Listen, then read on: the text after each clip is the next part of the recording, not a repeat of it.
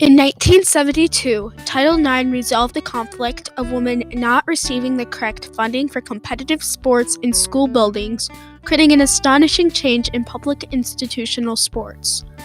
Without Title IX, many women would be compromised in their decisions for athletics.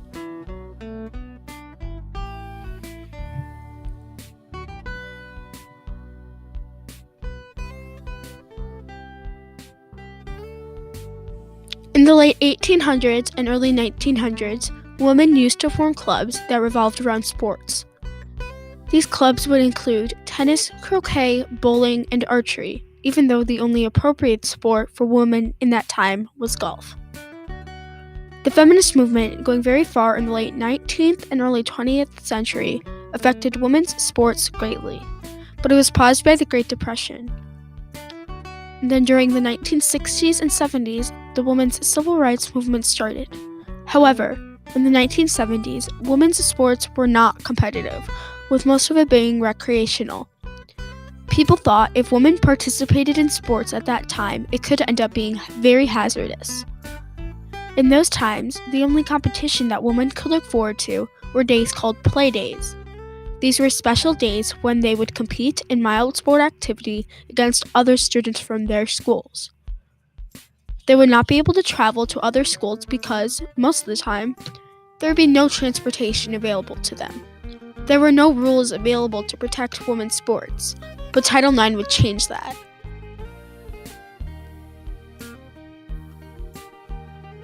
And it was a small school.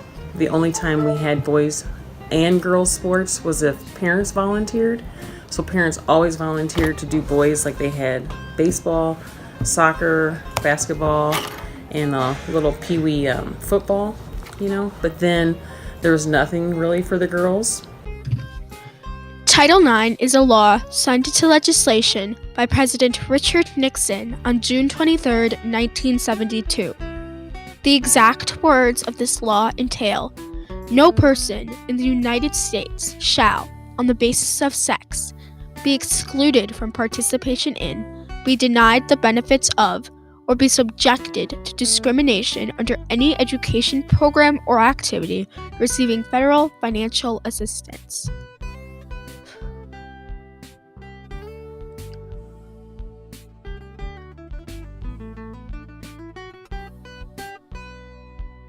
There were 3 people who also were responsible for Title IX, and they each had their own key reasons. The first of them being Patsy Mink, who was an American lawyer and a politician from the state of Hawaii. She had first-hand experience with gender discrimination, and for most of her career as a legislator, she focused on gender equality. Along with her, Burke Bai, a former U.S. Senator. He wanted to prohibit all types of gender discrimination. He helped write Title IX and parts of the Equal Rights Amendment. Finally, Edith Green, an American politician and an educator from the state of Oregon, wanted to change the types of laws keeping women in school, which were not present in 1960. Patsy Mink, Edith Green, and Burke Bai all were very important and key reasons Title IX was made. Title IX was created with the objective of not using any federal assistance in gender discrimination in public buildings. This means that Title IX does not affect girls who go to private institutions. Some other perks of having Title IX would be endless. The equipment and supplies must be of the same quality, sustainability, quantity, maintenance, and replacement throughout all sports. The practices and competitive events must be of the same amount of time and amount as the men's. The traveling systems must be the same. The opportunities overall must be the same. They must have the same amount of locker room space. The facilities must be close to equivalent. The new opportunities are endless. To see if a school was in compliance with these new rules, they must look at the 3 key points of having Title IX. Having athletic financial assistance, accommodation of athletic interests and abilities, and having other program areas are all ways to tell if they are following this new law. As expected, the public immediately responded to the title. Both the coaches and the athletes of male sports were very frustrated with many schools' attempts to follow the law. Many colleges, including California State University, removed male teams in order to not be penalized. There were numerous trials from angry coaches trying to break Title IX. One of these would include the National Wrestling Coaches Association. They filed against Title IX in 2003, however, they lost the trial.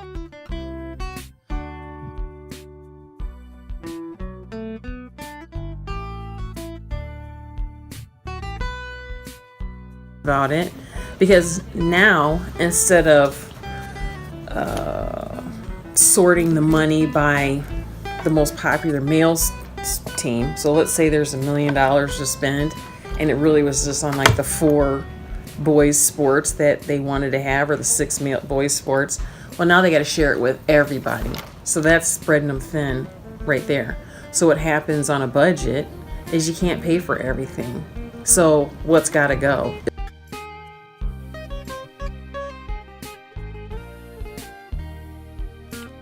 Title IX also caused an uproar of new laws, all trying to make it larger. 3 laws passed in 1974, 1975, and 1977 were all passed to make Title IX affect sports more greatly. These all eventually failed because they did not work as promised.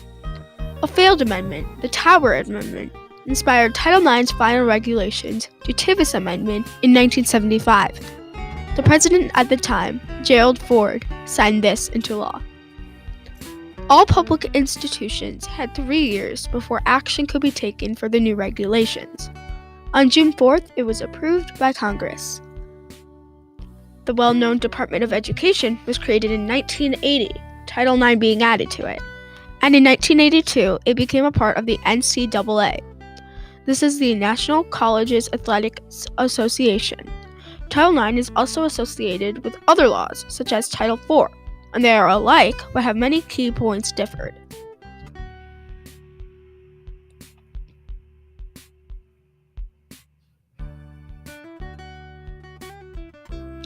The effects of Title IX now is tremendous. In 1972, only 295,000 girls played sports, while 3.67 million men did. In 2010, 3.2 million girls played sports. Compared to past records, the change is astonishing. They can now play in 3 levels: local, state, and even national. The change also affects scholarships, with almost none in 1972, compared to 200,000 in 2017. Since 1972, 10 times the amount of women participate in college sports, the percentage being 15% in 1972, 40% now. In the first part of 2017, 21 women were hired athletic director and commissioner roles across all NCAA divisions. Also from them, they sponsor over 40 women's sports championships. These statistics have also helped us in the Olympics. During the 2012 Olympics, American female athletes took home 45 medals, 29 of them being gold.